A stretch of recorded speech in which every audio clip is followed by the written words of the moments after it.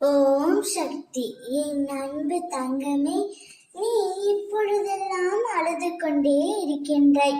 உன்னவரை பிரிந்து உன்னால் இருக்க முடியவே இல்லை. உன் வலிகளும் வேதனைகளும் எனக்கு புரிகின்றது. ஏதோ ஒரு காரணத்தினால் நீங்கள் இப்போது தற்காலிகமாக பிரிந்துள்ளீர்கள். கவலைப்படாதே, உன் வலிகள் அனைத்தும் குறைய போகின்றது. உன் வேதனைகள் அனைத்தும் மறைய போகின்றது. நீ சரியாக உண்பதும் இல்லை, சரியாக உறங்குவதும் இல்லை. ஒவ்வொரு நாளும் ஒவ்வொரு நொடியும் நீ உன் துணையை நினைத்து மிகவும் வருந்திக் கொண்டே இருக்கின்றாய். வாழ்க்கையில் ஒன்றை மட்டும் நன்றாக புரிந்து கொள். தேடலை குறைத்துக் கொள்ள வேண்டும். அப்போதுதான் நிம்மதியாக இருக்க முடியும். எதிர்பார்ப்பை தொலைத்துவிட வேண்டும். அப்போதுதான் மகிழ்ச்சியாக இருக்க முடியும்.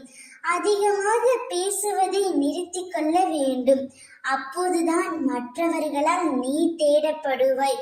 உன் எதிர்பார்ப்புதான் உன்னை இந்த அளவிற்கு கஷ்டப்படுத்துகின்றது. உனக்கு உன் துணை மீது அதீத அன்பினாலும் அதீத உரிமையினாலும் நீ அவர்களிடமிருந்து அதிகமாக எதிர்பார்க்கின்றாய். ஆனால் அதை பூர்த்தி செய்ய முடியாத சூழ்நிலையால் உங்களுக்குள் சண்டையும் மன வருத்தம் ஏற்படுகின்றது. அப்படி மன வருத்தம் ஏற்பட்டதினால் தற்பொழுது பிரிந்து தவித்து வருகிறீர்கள். கவலை கொள்ளாதே தங்கமே, உன்னுடைய கஷ்ட காலம் அனைத்தும் முடிய போகின்றது.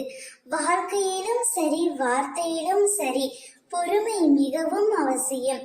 பொறுமையாக இருந்தால் மட்டுமே உனக்கு பிடித்த உறவுடன் நீண்ட காலம் சந்தோஷமாகவும் மகிழ்ச்சியாகவும் உன்னால் வாழ முடியும்.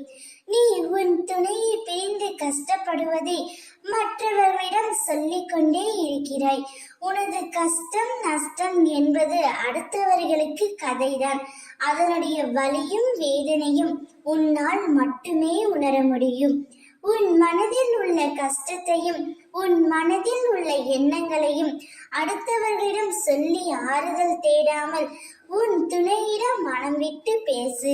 இப்பொழுது நீ பிரிந்து இருப்பதை நினைத்து வருத்தப்படாதே.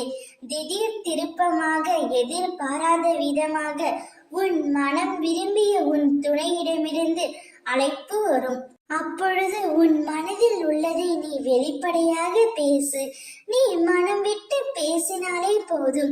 வாழ்க்கையில் எந்தவித பிரச்சனைகளும் இல்லாமல் வாழ்க்கை மிகவும் சுமூகமாக இருக்கும். உன்னவரிடமிருந்து அழைப்பும் நற்செய்தியும் வரும். அதை நீ சற்றும் எதிர்பார்க்காத நேரத்தில் உன்னை வந்து சேரும். அப்பொழுது நீ ஆனந்தத்தில் துள்ளி குதிக்க போகின்றாய். ஓம் சக்தி.